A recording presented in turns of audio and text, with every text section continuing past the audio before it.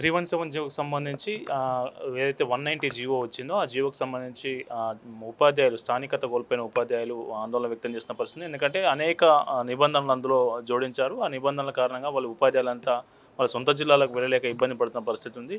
ఈ అంశంపై మనతో పాటు మాట్లాడడానికి టీఆర్టీఎఫ్ రాష్ట్ర అధ్యక్షుడు కటకాని రమేష్ గారు ఉన్నారు. సార్ నమస్తే. ఏంటి సార్ ఈ 317 జీవోలో ఉపశమనం ఇచ్చినట్టే ఇచ్చి మళ్ళీ అన్ని నిబంధనలు పెట్టడం ఏంటి అసలు?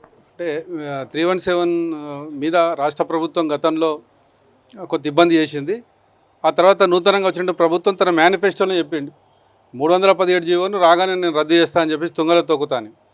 కానీ ఈ రాష్ట్ర ప్రభుత్వం కొన్ని విధానాలు తీసుకొని ముందుకు పోతున్నా పూర్తి స్థాయిలో మాత్రం బాధిత ఉపాధ్యాయులకు ఉద్యోగులకు న్యాయం చేకూర్చలేదు. ఈ మధ్యకాలంలో 190 జీవో తీయడం జరిగింది.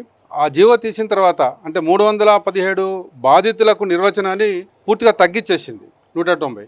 అంటే గతంలో 317 జీవో కింద ఎవరైతే ఫస్ట్ ప్లేస్ను కోరుకున్నారు, అంటే ఫర్ ఎగ్జాంపుల్ కరీంనగర్ జిల్లా చూసుకుంటే ఎవరైనా సిరిసిల్లలో ఉన్న వాళ్ళు కరీంనగర్ కోరుకుంటే కరీంనగర్ రాకపోతే వాళ్ళు బాధితులుగానే భావించడం జరిగింది.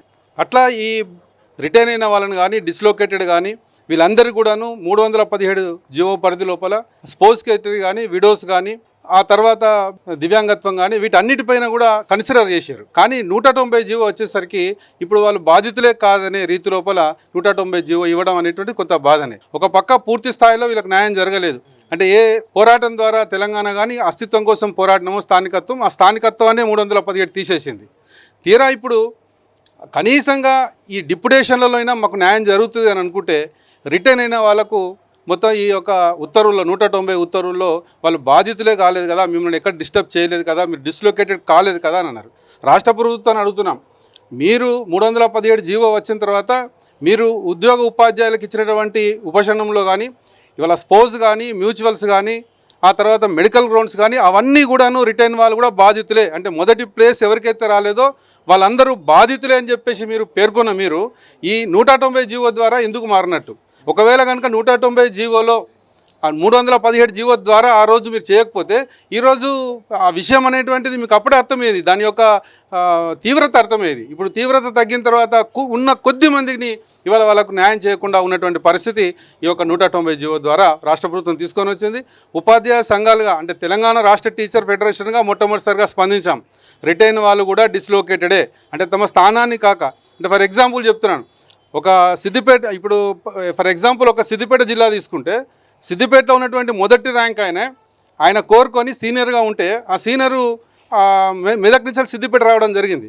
కానీ కొద్ది మార్కులు తక్కువ ఉండి రెండో స్థానంలో ఉన్నటువంటి వ్యక్తి అక్కడే రిటైర్ అయినాడు. అంటే నేను సిద్దిపేట పోకుండా మెదక్లో రిటైర్ అయినాడు.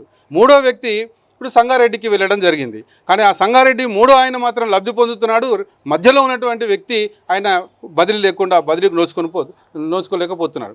ఇదంతా ఒక ఎత్తు అయితే జీవో లోపల రేషనలైజేషన్ జీవో అమలు పెట్టిన తర్వాత అది పూర్తిగా కూడా అంటే మొత్తము పెంకమించి పొయ్యిలో పడ్డట్టు ఏదో ఒక ఉపశమనం, అంటే బదిలీపోయినారు. కనీసంగా వీళ్ళకు డిప్యుటేషన్ వస్తుంటే డిప్యుటేషన్ కూడా కోల్పోవడం జరిగింది. ఈరోజు దానిలో ఉన్నటువంటి 25 జీవో రేషనలైజేషన్ జీవో పెట్టిన తర్వాత ఆ రేషనలైజేషన్ జీవో లోపల ఎవరు రాని పరిస్థితి ఉంది. అంటే అక్కడ స్కూళ్ళు మొత్తంగా ఆ స్కూల్ను తీసుకున్న తర్వాత ఇక్కడ నీడు ఉండాలి, అక్కడ నీడు ఉండాలి, ఇదంతా అయ్యే పని కాదు.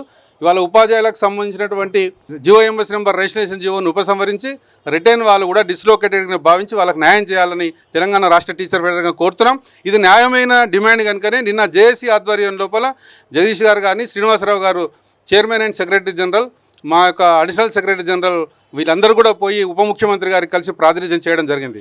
ఒక వాస్తవికత ఉన్నది కనుకనే, దానిలో న్యాయం ఉన్నది కనుకనే 2006 సంఘాలుగా ఒక స్పందన రిటైన్ ఉపాధ్యాయుల పక్షాన వచ్చినప్పుడు దానికి అనుగుణంగా రాష్ట్ర ప్రభుత్వం స్పందించాలి. ఇక్కడ ఏమి ఆర్థికం లేదు, ఇవాళ డిఏ కాదు, పిఆర్సీ కాదు, ఇవాళ మేము ఇంక్రిమెంట్ లేదు, పాత బకాయిలు కూడా కాదు. వీళ్ళు ఏంటంటే న్యాయంగా మేము నష్టపోయినాం కనుక మాకు కూడా ఏదో ఒక సమయం లోపల ఈ 3 సంవత్సరాలు కాకుండా మరొక 3 సంవత్సరాలకైనా మేము కూడా ఆ డిప్యుటేషన్ లైన్లో ఉంటే కొంత సంతృప్తిగా ఉంటుందనేటువంటి ఒక డిమాండ్ అనేటువంటిది వారిది న్యాయమైనటువంటి డిమాండ్. ఆ డిమాండ్ను పరిష్కరించాలి. ఈరోజు గైడ్లైన్స్ కూడా పాఠశాల విద్యాశాఖ విడుదల చేయడం జరిగింది.